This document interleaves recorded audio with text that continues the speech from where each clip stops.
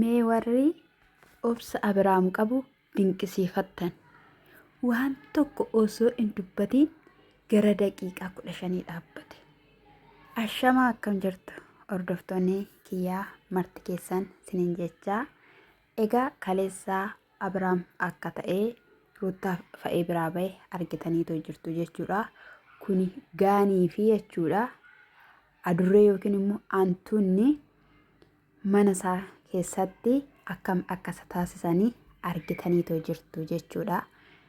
Naamana Ruutaan ibidda ofiishiitii qabsiiftee ibidda keessa obbusuudhaaf adeemti.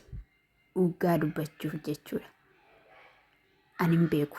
Akka kiyyatti ani hin beeku wanti ta'uuf jiru. Jeerittiin garuu bineensa nyaachifti. Hin fayyaddu. Hin gargaartu. Daaniin nama Ruutaaf ta'u miti. Omaa shiyyuu miti. Meeriinis omaa shiyyuu miti. Walaa firaa walaa obboleettii hin jiru wanti akkasii. Dhugaan siniin jedhee jechuudha. Siniin galeera. Maaliif jennaan? Asitti wal barra jetteetti viidiyoo sana keessatti edda eessatti beekta gaafa Abiraam jedhuun viidiyoo wayi dura yeroo jalqabaa gara waggaa fi wayiiti waggaa lamayyuun ta'uu laata erguman dhufeen bareette kan sin ajaa'ibu jechuudha gaafa isheen wajjinidhaan viidiyoo waraabaa turte jechuudha. Kanaaf iyyuu naamana rakkoodha. Haa ta'u malee egaa Buziyyee fi obboleessa isaa Daawit qabateetoo dhufeetoo jira jechuudha. Ani osoon Abiraam ta'e obsa akkanaan qabu. Isa dhugaa mana koo keessatti akka sareetti biddeena darbatanitti gadi na darbate poolisiin kunis immoo Ruutaadhaaf yaaduu isaa ilaalchisaa jechuudha. Dhugaa dubbachuudhaaf. Ruutaan lapheen ishii cabeera. Gammachuu irra keessaa gammadaa jirti. Siniif agalu. Engaddinaa isaan gara manaa dhufneedhaniin keessi ishii seeraan hin simanne. Har'allee akkasuma. Kaleessallee gaafa isaan akkasiin isa godhan kolfa irra gubbaa ture. Har'a garuu maalidhaa? Maali malee jalqaba irratti eenyu siin jedhee balbala seensisuu didee Daanii balbala irra dhaabate ati eenyudhaan Abiraam faana osoo argaa jiru. Tuulamtanii dhuftanidha balbala qabate jechuudha. Ati hanga kanaatti of xiqqeessuu yookiin immoo akkatti tacamaallaquun jechuudha Daanii guddummaa sitti fakkaate. Lafa dhiiraa hooli. Si gala dhiirri lafa dhiiraa yoo hoole bareeda jechuudha. Kana dubartii luqqeettu gangalchitu jalaa. Maali? Jechuun naaf hin galle dhugaa dubbachuudhaaf anaaf jechuudha. Ruutaan garuu dafee baqadhu. An akka kiyyatti dafiiti baqadhu. Ofis dhabdee akka dhala keessa hin dhabne. Dhugaan siin jedhe. Gorsi Buziyyeen si gorsaa jirtuu fi jechi ishiin siin jechaa jirtu isa allayyaa si buusu miti. Karaatti deebi'i siin jechaa jirti. Yaada kee jijjiirradhu siin jechaa jirti. Warri si faana jiran siif hin ta'an siin jechaadha kan jedhu. Maali? Mucaa maaliif dhoowwitee akka hin argine kan kaleessaa argine anis argeera. Akkasumas immoo nu daawwalee. Gara seeraatti dhiyaachuu barbaaddaa wantoonni yeroo darbanii akka deebi'ee dabalamu feetaa ittiin Buziyyeen maal jechuudha wanta akkasii sa'aatii 9 halkan keessaa dhufeedhaan sa'aatii 9 hin dhufnee sa'aatii kennuuf didan achi booddee immoo mucaa kee ilaaluu dandeessaa sa'aatiin itti baheeteet erga akkas jettee immoo bakka mucaatti agarsiisuun dirqama keetii dhoowwuu hin qabdu waan barbaade yoo ta'eera ta'ee.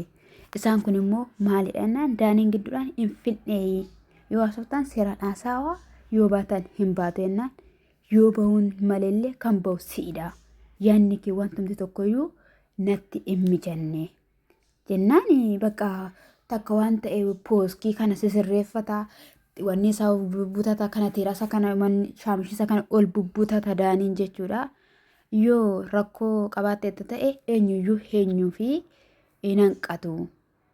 Garuu ati of sirreessi jedheen jechuudha. Garuu dhugaa Ruutaadhuma moo yoo hammamee dhugaa na dhiba wantumti isaayyuu jechuudha.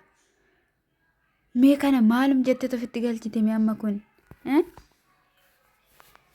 Na fayyadde jetteeti inaasofnaa walii gallaa jennaaniin akkatti walii galan dhowwe. Isa biraan immoo sitti haasofna ol galchennaan ol galuu didan. Isaan maa dhaabbatanii haasawee achi booddee maayinnati maaliif as keessa maal fuutaa erga akkas ta'atis gadi bahi kaa'ennaan ati seexanaati manfasiidha ittiin buziyyeedhaan jechuudha. Maalitti walitti dhuftu dhugaan siin jedhe walitti dhufan meerii fi buziyyeen jechuudha. Dhugaa kana qaamaan guddoo sammuun hir'uu jechuudha. Ani iddoo isaanii sirbaa oolan sana caaffaraa oolan sanatu afuura wayii keessa dhaabata waan naaf hin galle jechuudha. Hiree ani hin beeku baay'ee namaa wanni ta'a garuu deef baay'ee dhaabbatee haasaa isaanii dhaggeeffachaa ture. Ati abba barbaadde akka barbaaddetti gattee yeroo barbaadde akka barbaadde taate dhuftee dhala koo jechuu dandeessaayii jennaanii maali ruuttaadhaan buziyyee maaliyyuu haa ta'u mucaan kuni abbaa koo jechuunsaa in oolu waan barbaadeyyuu haa ta'u boru abbaa koo jedhee dhaquun isaa waan hin hafnedha. Isa kanaaf iyyuu argachuu yookiin immoo ilaaluun dhoowwineennaan ani dhoowwine kaleessaa maal gootanii isaaf dhufne akkasitti immoo kan nama ajaa'ibu viidiyoo kaleessa hojjettan nu'iif hojjettanii akka nuti dhufnuu fi maaliidhaaf yennaan nu yaaddanii jetteen nu yaaddaniitidha nu arguu barbaaddaneennaani maali isin immoo iyya waca jaalatteennaan sanyii keessan keessa wanta akkasii hin jiru jetteen jechuudha. Dhuguma taas gabbooftoota callistoota ilaalame zammee daawwanni dhaggeeffachaa kan ture. Abiraam immoo gara dhumaarratti malee wanti inni dubbate tokko yoo hin jiru jechuudha. Boodarraa daanii gaafa inni rukuchuudhaaf jedhu seeratti eeggadhu hin tuqiin manaamna jedhaniini jechuudha. Booda immoo sashiin meeriin haasoftutti kolfuu eegalte buziyyeen maalatti kolfita taazabdeetitti kolfite mishiin achi maalennaa kan keetii ishiin calleettes dhaggeeffattee maalitti kolfita manaamna jetteen jechuudha roottaan jechuudha. Anaan haala sanadhaanii booda baqqaayii situ dubbii fidaa jira situ akkana gochaa jira. Isa kanaaf iyyuu waliin haasofnaannaan isaan abaanennaan asuma dhaabbannee haasofnaa jette. Dhaabbannee haasofnu walii galuu hin dandeenyu. Yookaan immoo siifan bilbilaa yeroon sii bilbilee dhufuun qaba.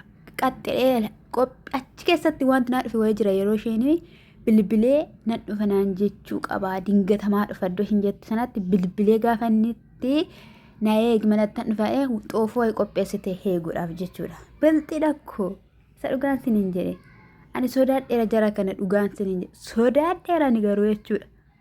Abiraam mana kana keessatti mucaa kana argachuu hin qabu kana booddee dheeraan itti amana jechuudha. Halatti baqa iddoo dawoo wayii kaaffee wayiitti baqa ishii beellamee argachuu qaba.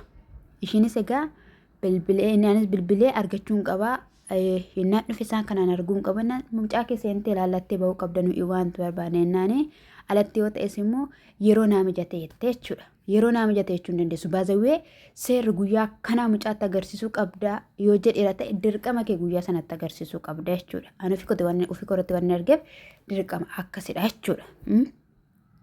Kanaaf iyyuu amma haadha kiyyatti akkasitti yeroo ta'e agarsiifamne wayii jira ture jechuudha. Kanaaf ani gasitti meera ani warra abbaa kiyyaan guddise waan ta'eef.